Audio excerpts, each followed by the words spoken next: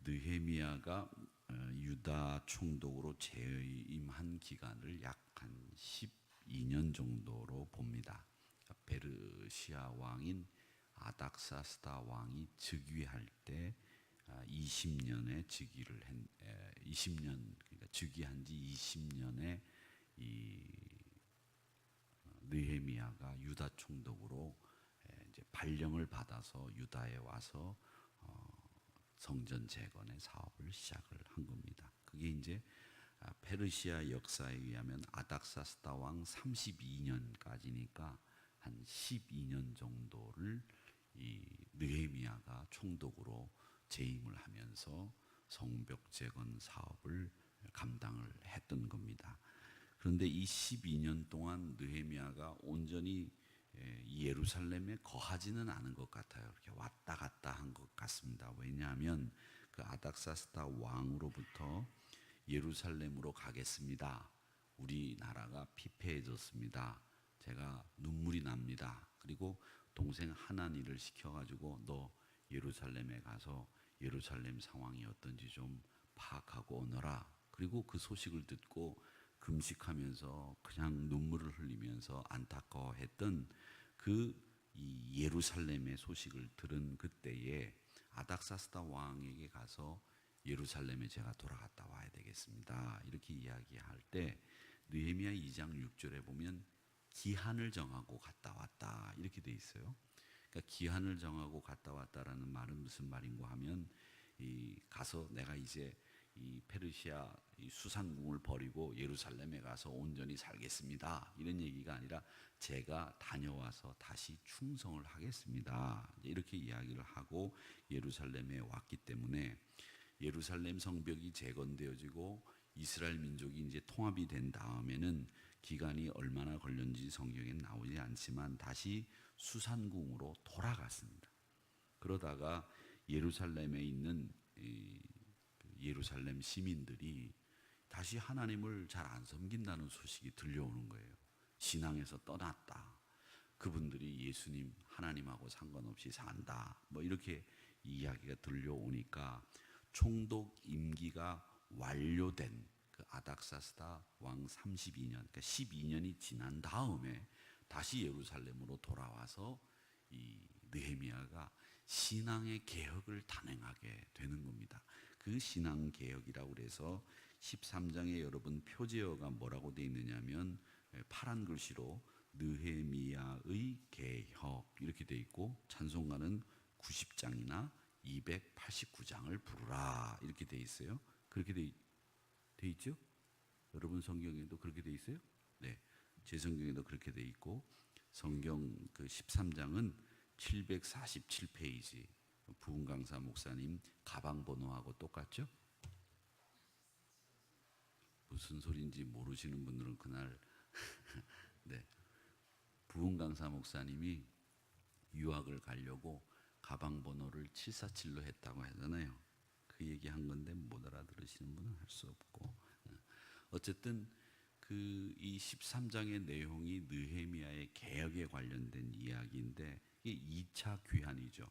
그러니까 1차 귀환 이후에 성벽 재건과 이스라엘 민족의 통합을 이루고 다시 수상궁으로 돌아갔다가 아닥사스다 왕 32년에 그 임기가 끝나고 난 뒤에 이제 자유로운 몸으로 평민으로 돌아와서 예루살렘으로 돌아와서 이제 신앙개혁을 단행하게 된다라는 겁니다. 13장 6절을 한번 보세요. 6절 보면 이렇게 돼 있어요. 그때는 내가 예루살렘에 있지 아니하였느니라. 그러니까 이 바벨론 왕 아닥사스다 32년에 내가 왕에게 나아갔다가 며칠 후에 왕에게 말미를 정하고 이렇게 돼 있어요. 그러니까 말미를 정했다는 말은 무슨 말이냐면 짧은 기간을 정하고 내가 이제 다시 예루살렘으로 돌아갔다 와야 되겠습니다. 이제 이렇게 이야기를 하게 됩니다. 그래서 이 느헤미야의 신앙개혁이 시작이 되었다. 이제 그렇게 돼 있는데 이 신앙개혁이 어떻게 돼 있는지 한번 보시기 바랍니다. 13장 1절에 보니까 그날 모세 책을 낭독하여 이렇게 돼 있는데 이 모세의 책은 통상 모세 오경이라고 불리는 책이에요. 창세기, 출애굽기, 레위기, 민수기, 신명기, 이걸 모세의 책이다 이렇게 이제 부르는데, 이 책을 읽음으로써 신앙 개혁이 시작이 됐다 이렇게 이야기를 하고 있습니다. 자, 그러면 이 책이라고 하는 이 모세 책, 이 책은 어떤 내용이냐면 하나님과 이스라엘 백성들이 시내산에서 언약을 맺은 것, 모세 오경 속에 들어있는 것은 이스라엘 백성들의 역사입니다. 역사와 하나님과의 언약, 이 두 가지를 읽어주니까 이스라엘 백성들이 그 말씀을 듣고 신앙개혁이 시작이 됐다라고 하는 얘기입니다. 자, 그러면 이 율법이라고 하는 것, 말씀이라고 하는 것은 어떤 우리의 마음에 작용을 하느냐 하면, 여러분, 율법이 가지고 있는 긍정적인 면도 있어요. 그게 뭐냐면 율법을 통해서 우리가 알 수 있는 것은 하나님의 말씀을 통해서 나를 각성시켜주는, 깨달음을 주는 능력을 갖고 있는 게 율법이에요. 그러니까 율법이라고 하는 것이 다 나쁜 것만은 아니다는 거다. 율법을 바울 사도는 뭐라고 얘기했냐면, 율법은 나를 가르치는 몽학 선생, 즉 나를 가르치는 개인 교사, 나에게 어떤 것이 잘 되고 어떤 것이 잘못됐는지를 깨닫게 해주는 것, 그게 율법책이 갖고 있는 특징이다 이렇게 말씀을 합니다. 근데 이 낭독한 책이 어떤 책이었느냐 하면, 암몬 사람과 모압 사람은 영원히 하나님의 총회에 들어오지 못한다 이렇게 되어 있어요. 1절에. 이 말씀은 뭐냐면, 암몬 사람과 모압 사람은 이스라엘이 여러분 이렇게 있으면, 여러분 보실 때 이스라엘이 항상 초생탈처럼 생겼잖아요. 이스라엘이 이렇게 있으면 여러분 보실 때 이쪽은 지중해예요. 이쪽이 누구냐면 암몬 사람과 모압 사람들이 항상 이스라엘을 괴롭혔단 말이죠. 그러니까 이쪽에 있는 사람들이, 이스라엘이 이렇게 있으면 여러분 보실 때요, 이쪽에 있는 이 암몬 사람과 모압 사람이 지금의 요르단 쪽에 있는 사람들인데, 그 사람들이 항상 이스라엘 사람들의 연약한 아킬레스건 같은 것을 공격해가지고 이스라엘 사람들을 난처하게 만들었던 그런 사람들이고, 이 사람들이 자기네 땅을 통과해서 가나안으로 가려고 하는 것을 허락하지를 않았어요. 그래가지고 발람을 시켜가지고 이스라엘을 저주하게 하죠. 그런데도 불구하고 암몬과 모압 사람들은 이스라엘을 계속 괴롭혔는데도 불구하고 이스라엘 사람들은 그 방해를 결국 이기고 가나안 땅에 들어갈 수 있었는데, 여러분, 성벽 재건을 할 때 다시 방해한 사람이 누굽니까? 산발랏과 도비아라고 하는 사람인데, 그 사람들이 어느 나라 사람들이냐? 암몬 사람들이란 말이죠. 그러니까 이 암몬 사람들과 모압 사람들은 계속 이스라엘 백성들을 괴롭혔던 사람들인데, 그 괴롭혔던 이스라엘 사람들은 하나님의 총회에 들어오지 못한다 이렇게 이야기를 한 겁니다. 자, 이것은 뭐냐면 유다 백성들에게, 여러분, 하나님의 언약 속에 여러분들 옆에 있는 이 암몬 사람과 모압 사람들이 어떤 사람인지 아셔야 됩니다, 이 얘기를 하는 겁니다. 하나님의 총회에 들어오지 못한다는 말은 애시당초 우리하고 섞일 수 없는 사람입니다. 우리하고는 상종해서는 안 되는 사람입니다. 그 사람들은 우리와는 질이 다른 사람입니다. 사람을 구별하는 것이 아니라 그 사람들하고는 아예 애시당초 하나님의 말씀 안에서 우리가 같이 할 수 없는 사람입니다. 그 얘기를 하는 것이 하나님의 총회에 못 들어오는 사람들이다 라고 이야기를 하는 겁니다. 그래서 암몬 사람과 모압 사람들은 이스라엘 총회 안에 하나님을 섬기는 이 자리 안에서 추출해서 뽑아서 다 내보내라 라고 하는 겁니다. 그 사람들이 있게 되면 뭐가 문제라서 이런 일이 생기느냐? 우리가 다친다? 아니에요. 다치는 게 중요한 게 아니라 우리의 신앙을 회방하고 우리가 하나님을 경외하는 일을 방해하는 사람들이 모압 사람들이고 암몬 사람들이기 때문에 여러분 꼭 기억하십시오. 하나님의 총회에 들어오지 못하는 그 사람들을 가려내어 축출해야 되는데, 그 이유는 율법이 그렇게 우리에게 말씀하셔서 신앙의 정결함을 유지하기 위해서 그 말씀을 하시고 있기 때문에, 우리는 정결함을 유지하기 위해서는 모압 사람, 암몬 사람 발현해서 축출해야 됩니다. 이렇게 이야기를 하는 겁니다. 그래서 이걸 아예 말씀으로 정해서 하나님의 총회에 들어오지 못한다라고 하는 걸 딱 규정지어 놓은 겁니다. 자, 이렇게 규정지어 놓은 이유는 뭐냐? 이스라엘 백성들이 참 사람들이라고 하는 게 무르단 말이죠. 항상 그렇게 해서는 안 된다고 생각을 하다가 상황이 바뀌면 또 그렇게 하는 거예요. 사실 보세요. 엘리멜렉이 기근이 들어서 자기 부인인 나오미를 데리고 야, 이거 우리 여기서 먹고 살기는 틀렸다. 이 베들레헴이 기근이 들어서 다 사람들이 굶어 죽는다고 하니까 우리가 어디로 가야 되겠냐? 가자. 그러니까 우리가 이민을 가서 살만한 데로 가자. 그래가지고 간 데가 어디냐? 모압 땅으로 가지 않았습니까?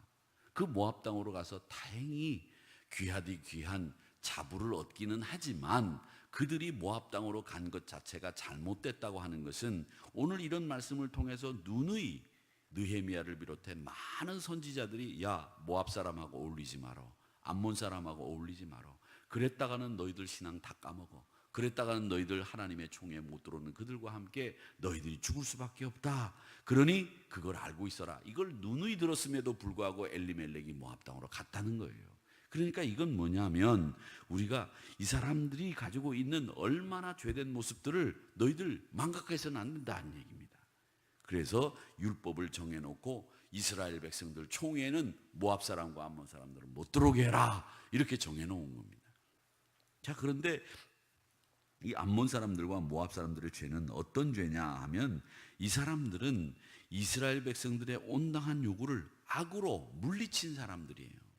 이스라엘 백성들이 모압 평지에 이르렀는데 출애굽을 해서 모압 평지에 이르렀는데 모압 왕 발락이 선지자 발람을 뇌물을 줍니다. 야, 너 요즘에 먹고 살기 힘들지?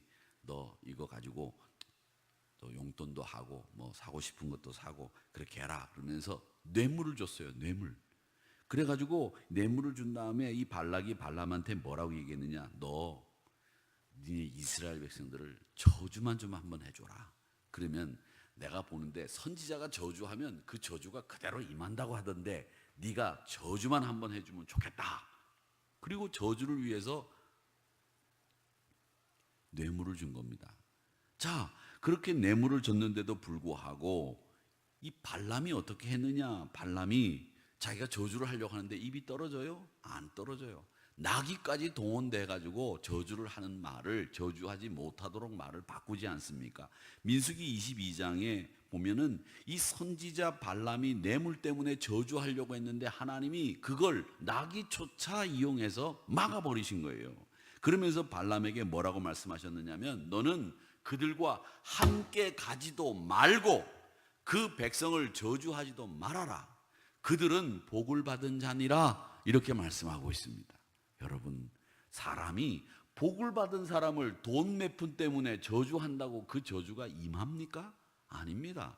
저주가 임하지 않아요. 여러분, 축복을 빌어주는 건 얼마든지 누구에게든지 가능한 일입니다. 그러니까 여러분, 누구를 저주할 생각은 하지 마세요. 심지어 돈을 줘가지고서 저주를 하겠다고 하는 이 모압 왕 발락의 나쁜 시도가 결국은 나귀까지 동원된 거예요.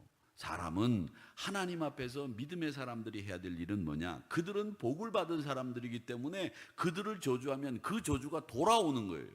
여러분, 축복을 해보세요. 그 축복이 그 사람에게 해당되지 않으면 빌어준 축복이 누구에게로 오느냐? 저에게로 오는 거예요. 그러니까 이 항상 부메랑의 효과가 있는 거예요. 말도 그렇고 신앙도 그렇고 부메랑의 효과가 있다고요. 특히 말은 그렇습니다. 저주하고 비난하면 그 저주가 그 사람에게 해당되지 않으면 그게 나에게로 돌아오는 거예요. 그러니까 여러분, 저주나 비난은 하지 마세요. 왜? 부메랑의 효과가 있으니까. 축복하면 그 축복이 다 나에게로 돌아오니까 복을 받은 자를 축복하면 복을 받고 저주를 받은 자를 저주하는 자가 저주를 받는 겁니다. 창세기 12장에 보면 여러분, 이스라엘 백성들이 모세, 아브라함을 굉장히 소중하게 생각하는데 아브라함이 하나님 앞에 가서 축복을 받을 때 뭐라고 그랬습니까? 너를 축복하는 자는 내가 축복하고 너를 저주하는 자는 저주하겠다 그랬지 않았습니까? 그러니까 사랑하는 성도 여러분, 항상 많은 사람들에게 축복을 빌어주는 여러분들이 되시기를 주의 이름으로 축원합니다. 하나님의 총에 들지 못한다는 선언은 가장 처참한 저주예요. 그렇게 해서 하나님의 율법을 낭독함으로 해서 느헤미야의 신앙개혁이 시작이 됐다라는 것을 볼 수 있고요. 자, 신앙개혁은 또 어떻게 시작이 되느냐 하면 백성들에게 섞인 무리를 추방함으로 해서 시작이 됐다는 것을 알 수 있습니다. 율법이 이스라엘 백성들 앞에서 낭독이 되니까 효과가 나타나기 시작했는데 그 효과가 뭐였느냐면 백성들이 선과 악을 구별할 줄 아는 판단력이 생기게 됐다는 겁니다. 그래서 섞인 무리들을 구별해낼 줄 아는 사람들이 있었다는 거죠. 그래서 이스라엘 백성들이 이렇게 보면 이스라엘 역사 속에 혼거, 같이 어울려 살 때가 하나님에게서 떠나 있었던 때고, 또 이 혼것뿐만 아니라 이스라엘 백성들이 우상 숭배를 하는 것도 보면 대부분 이방인들과 어울려서 혼인하다 보면 그 문화 속에서 이 이방인들과 함께 우상 숭배하는 일들을 벌였다는 겁니다. 그러니까 여러분, 결혼이라고 하는 것은 그냥 남자 여자가 만나는 게 아니고, 결혼이라고 하는 것은 문화와 문화가 만나는 거고 가족과 가족이 만나는 거예요. 그리고 또 신앙과 신앙이 만나는 일이기 때문에 이게 참 중요한 일이란 말이죠. 그런데 이스라엘 백성들은 하나님이 하지 말라고 하는 것들을 그대로 거침없이 섞어버리는 일을 했기 때문에 그들이 이방의 침략을 초래하기도 했고, 또 항상 하나님 앞에서 죄악을 제거하지 못한 채로 살게 됐다라고 하는 겁니다. 자, 그 다음에 이 4절, 5절, 6절로 쭉 내려가 보면 더 이스라엘 백성들이 어떤 일을 해야 되는지를 우리가 보게 되는데, 결국은 뭐냐? 여러분, 정결하다라고 하는 말은 깨끗해져야 된다는 거예요. 그래야 우리가 하나님 앞에서 개혁을 이룰 수 있다, 이런 얘기가 되는 겁니다. 그러기에 사랑하는 성도 여러분, 우리의 건강한 영혼을 위해서 불필요한 것들은 제거하고, 우리의 건강한 영혼을 위해서 하나님 앞에서 믿음이 없는 이들과 어울리는 일은 되도록 삼가하면서 하나님의 말씀대로 살기를 늘 다짐하는 저와 여러분이 되시기를 주님의 이름으로 축원합니다. 아버지 하나님,